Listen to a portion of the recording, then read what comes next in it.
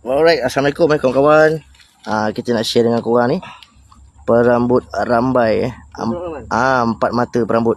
Jadi kita hasilkan perambut ni untuk mancing lampam dan juga ikan apa tadi, diamond. Ni kita pakai ulat roti. Kita potong 2 dan kita masukkan dalam ni. Mata kail.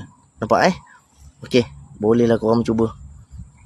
Cari ikat nantilah kita ajar dengan korang. Tak sempat nak share dalam video tadi. Ada pentak dah.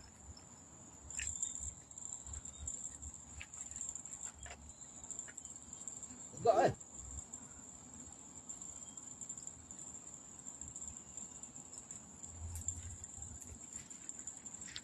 Bilang ke?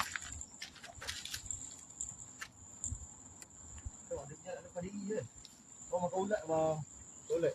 Bilang ni. Oh, diamond bang. Ada diamond geng. Kenapa ni? Ikan diamond. Ikan diamond. Aku cakap kau kena marah.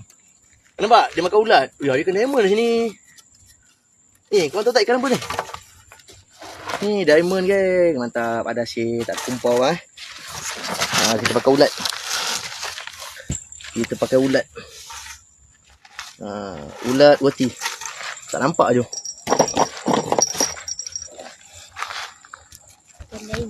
Nampak? Ni dah ikan diamond. Sebab ada macam ada emas. Ada mas-mas. Kasar juga dia tarik. Alhamdulillah. Makan ulat Dia makan ulat roti. Ni ulat roti, nampak? Ulat roti dah.